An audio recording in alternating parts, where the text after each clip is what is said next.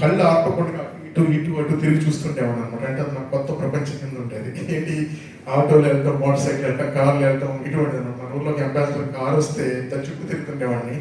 అలాగే అటువంటి వాతావరణం పెరిగాను కాబట్టి నేను లాస్ ఏంజల్స్ నుంచి న్యూయార్క్ వెళ్తుంటే ఫ్లైట్లో కూడా నాకు గుర్తొస్తుంది. అప్పుడు నల్లవరం దగ్గర నుంచి ఆర్టీసీ బస్ స్టాండ్ అటు బస్సులు అటు ఇటు తిరుగుతూ అంటే ఏదో ఆటో చూడటం మిస్ అయిపోతాను అన్నట్టు ఉండేవాడిని. కానీ ఇప్పుడు లాస్ ఏంజల్స్ నుంచి న్యూయార్క్ వెళ్తే నాకేం కిక్ రావట్లేదు ఏంటని. ఎందుకంటే నల్లవరం దగ్గర నుంచి ఆర్టీసీ బస్ స్టాండ్ వచ్చిన కిక్కే వేరు, కానీ లాస్ ఏంజల్స్ కానీ షికాగో మధ్య తిరుగుతున్నా నాకు ఆ కిక్ రావట్లేదు. అలాగా అందుకని ఏంటంటే ఇప్పుడు ఈరోజు కూడా ఆల్మోస్ట్ నేను 20 సంవత్సరాలు అయింది ట్రైనింగ్కి. అందుకని రోజు మామూలుగా కార్లో కాకుండా శాతవాహన ఎక్స్ప్రెస్ ఏంటంటే అంతకన్నా అడిగాను. సరే కొంచెం లేట్ అయినా అటైనా సరే ట్రైనింగ్ చాలా కాలం అయిందని చెప్పి ట్రైనింగ్తోని శాతవాహనతో వచ్చానమాట. అవన్నీ కూడా మా అబ్బాయికి చూపించాను. ఓ ఇలా ఉంటుందా ట్రైన్లో అని, పక్కన ఇలా ఉంటుందని చెప్పి మా అబ్బాయి కూడా ఎంజాయ్ చేశాడు అక్కడ లాస్ ఏంజల్స్లో. అది అదేవిధంగా ఇక్కడ ఈ రూమ్లో ఉన్నటువంటి వాళ్ళు నాతో 1వ తరగతి చదువుకున్న వాళ్ళు ఉన్నారు, 5వ తరగతి చదువుకున్న వాళ్ళు ఉన్నారు. అదేవిధంగా నేను చదువుకుంటున్నప్పుడు నన్ను క్వశ్చన్లు అడిగి డౌట్లు క్లారిఫై చేసిన వాళ్ళు, అదే నాకు డౌట్లు క్లారిఫై చేసిన వాళ్ళు కూడా ఉన్నారు. మన రామారావు సీనియర్లు ఎంతోమంది ఉన్నారు. అదేవిధంగా పాలిటెక్నిక్ చదివేటప్పుడు అంటే డిఫరెంట్ లెవెల్స్ ఉన్న వాళ్ళు చాలామంది, అంటే కొంతమందిని 20 ఏళ్ళ కింద కలిసినాను, కొంతమంది 30 ఏళ్ళ కింద కలిసినాను. అటువంటి వాళ్ళని ఈరోజు ఈ హాల్లో కలుస్తున్నాను. ఉన్న టైం తక్కువ కాబట్టి అందరికి వెళ్ళడం కొంచెం కష్టం కదా అని చెప్పేసి నేను ఈ విధంగా ప్రోగ్రాము మన ప్రొఫెసర్ గారు ఎలాగా ప్లాన్ చేస్తున్నారు. కొంచెం ఈ ప్రోగ్రామ్ మా ఊర్లో ఉన్న వాళ్ళకి మా నీటి వాళ్ళతో నేను చేద్దాం అనుకుంటూ వచ్చేస్తే బాగుంటుంది అనుకుంటున్నానండి అని చెప్పి కొంచెం బయట చాలామంది ఉన్నారు. వాళ్ళందరినీ కూడా ఇప్పుడు జనవరి 3-4 తేదీలు ఎలాగ కలుస్తాను. మా అమెరికా నుంచి వచ్చిన 300 మంది ఉన్నారు. అందుకని ఓన్లీ లిమిట్ నా అమలాపురం ఏరియా, వీరపాలెం, నా క్లాస్మేట్స్ వాళ్ళకి మాత్రమే లిమిట్ చేద్దాం. ఎందుకంటే వాళ్ళందరూ వచ్చిన కాడి నుంచి మళ్ళీ ప్రోగ్రామ్ మొత్తం అటెన్షన్ అంతా అప్పు వెళ్తుందన్న ఉద్దేశంతో నేను వాళ్ళని ఎవరిని పిలవద్దు. వాళ్ళందరినీ కూడా ఇప్పుడు నుంచి రేపు నుంచి అలాగే కలుస్తూ ఉంటారు కదా, అక్కడ అమెరికాలో కూడా సంవత్సరాలు కలిసాయి కదా అని చెప్పేసి అని మీ అందరితో టైం స్పెండ్ చేయాలి అని చెప్పిన ఉద్దేశంతో నేను ఎంతో పెద్దవాళ్ళు ఉన్నారు కానీ వాళ్ళందరికీ పిలవద్దని చెప్పి వరప్రసాద్ గారికి చెప్పి పిలిపించలేదు ఇక్కడికి. ఎందుకంటే నాకు మీరందరూ వాళ్ళకన్నా పెద్దవాళ్ళు. మీ అందరితో ఎన్నో రకాల మధుర సూచనలు ఉన్నాయి. చిన్న చిన్న విషయం, పిల్లకర్ర ఆటం దగ్గర నుంచి, గోలికాయ ఆటం దగ్గర నుంచి, బరువు పండుగలు, జాకెట్లు ఎక్కడాలు ఎన్నో ఉన్నాయి. అందులో ఎంతో మందితోటి మన పాపనాయుడు ఉన్నాడు, చాలా బాగా చదివాడు. పాపనాయుడు కూడా క్లాస్ ఫస్ట్ నేను పాపనాయుడు కానీ తక్కువ చదివాడు అనుకుంటాను నేను. కానీ నాకు ఓన్లీ ఏంటంటే నాకు మన ఊర్లో ఉన్నప్పుడు 70% అంతా 70% ఎక్కువ అనుకునేవాడిని. కానీ ఏంటంటే నేను ప్రపంచాన్ని చూసే కొద్దీ నాకు గేర్ మార్చేసాను. అది నా స్ట్రెంత్. అంటే ఇప్పుడు 70 ఉంటే 70 అనుకుంటే బయటకు వెళ్తే 90 అంటే 90 వచ్చేది, 90 ఉందంటే 90 తెచ్చుకునేది. అది అదేవిధంగా ఇప్పుడు అమెరికా అంటే అమెరికా వాళ్ళతో కూడా పోటీకి వెళ్ళేది. ఇప్పుడు నాకు మెయిన్ ఇప్పుడు నెక్స్ట్ గోల్ ఏంటంటే ఇజ్రాయెల్తో పోటీ పడుతున్నాను. ఇజ్రాయెల్ లాగా ఉండాలని అసలు ఎందుకు చెప్తున్నానంటే ఆ విషయం, మనం ఒక ఎమ్మెల్యేగా, ఒక మినిస్టర్గా, మనం ఈవెన్ ప్రధానమంత్రి, చీఫ్ మినిస్టర్గా ఏమవుతుందంటే కొన్ని నిర్ణయాలు కొంతవరకు చేయవచ్చు. ఇండియాలో ఏమని చేయవచ్చు, కానీ అమెరికాలో వచ్చి చీఫ్ మినిస్టర్ వెళ్తున్నా కూడా ఎవరో పట్టించుకోరు, అపాయింట్మెంట్ కూడా ఇవ్వరు. అటువంటి పరిస్థితులు రావాలి. ఎందుకంటే నీ దేశంలో నువ్వు గొప్ప, అక్కడ వాళ్ళ దేశంలో వాళ్ళు గొప్ప, వాళ్ళు అంత గొప్ప వాళ్ళు అయితే కనిపిస్తారు. రీసెంట్గా జరిగింది కదా ఇప్పుడు మన just Iran Israel, right? Iran వాళ్ళు ఏదో గొడవ జరిగి మొత్తం మీద 2 మిసైళ్ళు ఇజ్రాయెల్ మీద అయిపోయారు. అది 3 రోజుల ముందు తెలుసుకున్నటువంటి వాళ్ళు అమెరికన్ గవర్నమెంట్ ఇన్ఫ్లుయెన్స్ చేసి ఒక ఎయిర్ క్రాఫ్ట్ క్యారియర్, ఒక షిప్ ఉంటుంది, దాని మీద 30 యుద్ధ విమానాలు దిగుతాయి. అటువంటి షిప్ని 3 రోజుల్లో తీసుకొచ్చి అరేబియన్ సీలో పెట్టారు. అంటే ఇరాన్కి ఇజ్రాయెల్ కాపాడటం కోసం. ఆ లేసిన 280 మిసైల్లో 150 మిసైళ్ళు ఓన్లీ షిప్ ద్వారా కూల్చేశారు గాల్లో. మిగతా 130లో 128 అనుకుంటాను ఇజ్రాయెల్ వాళ్ళు గెలిచారు, 2-3 కింద పడ్డారు. అంత ఇన్ఫ్లుయెన్షియల్గా మనలో మనం కాదు.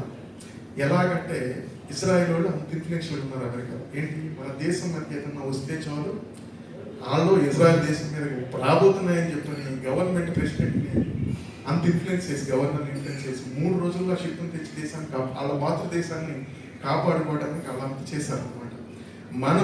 మన తెలుగు వాళ్ళు అలాగ అవ్వాలని చెప్పని మనం ఇప్పుడు వరకు ఏంటంటే మన తెలుగు వాళ్ళు కలవడం, ఇండియన్స్ కలవడం ఇలా ఉంటుంది. అలా కాదు, మన అమెరికన్ సిస్టంలో భాగం అవ్వాలి. అయ్యి నరేంద్ర మోడీ గారికి మన బలం అవ్వాలి. అంటే అంటే ఇప్పుడు ఇది కొంత ప్రయత్నం చేసి ఇప్పుడు ఒకవేళ ట్రంప్ గారిని అడిగి పంపించమన్నా కూడా పంపరు. కానీ మనం ట్రంప్ వెనకాల నుండి పంపాల్సింది ఎందుకు పంపని అడిగే అంత పవర్ఫుల్గా మనం అవ్వాలని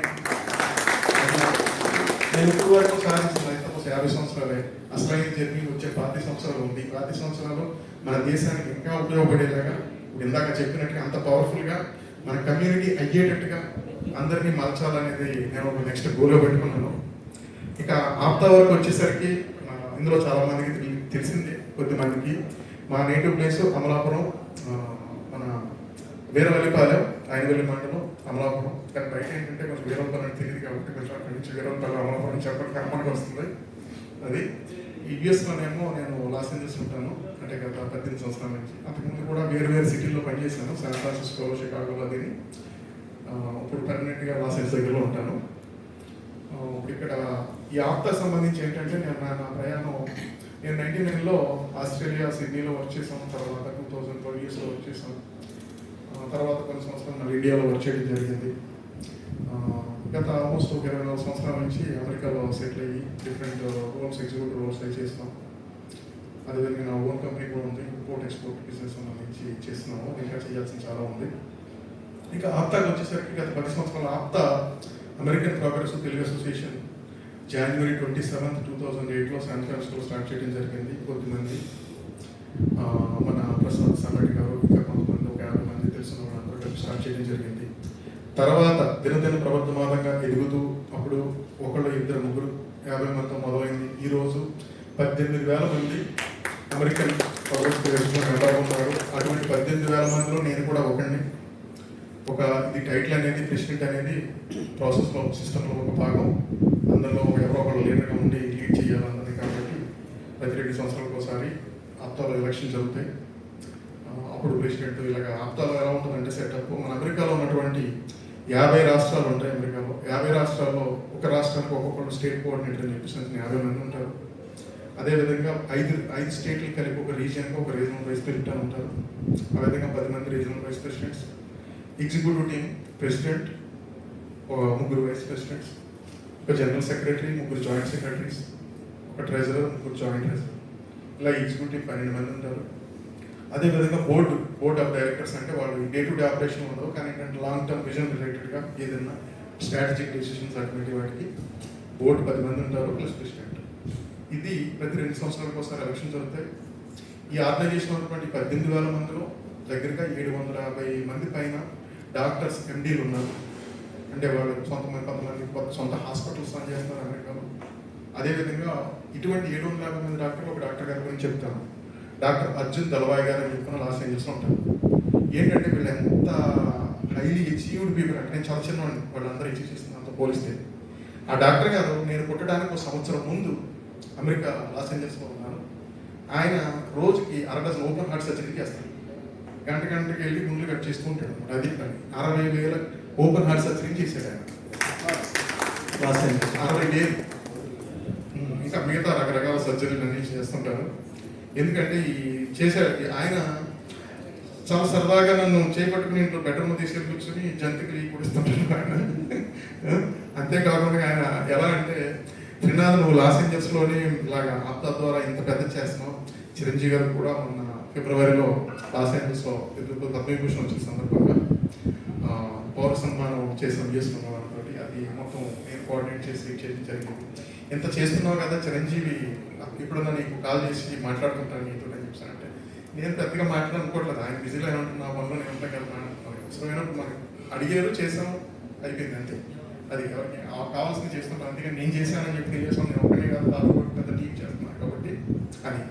కానీ ఏంటంటే ఒకసారి డాక్టర్ గారు అన్నారు, చిరంజీవి గారు వీలు ఉన్నప్పుడు నువ్వు చేయడం కాదు, నీ వీలు ఉన్నప్పుడు చిరంజీవి గారు చేస్తారు నీకు అని చెప్పేసి డాక్టర్ గారు అలాగా చెప్పారు అనమాట. కానీ చిరంజీవి గారు కూడా నేను ప్రెసిడెంట్ అయిన తర్వాత పర్సనల్గా వీడియో మెసేజ్ చేసి పెట్టడం కూడా జరిగింది. చాలా అభిమానంగా, మీరు హైదరాబాద్, ఇండియా వచ్చినప్పుడు ఎప్పుడైనా సరే మా ఇంటి తరపున మీకోసం తెరిచి ఉంటాయని చెప్పని కూడా చెప్పారు.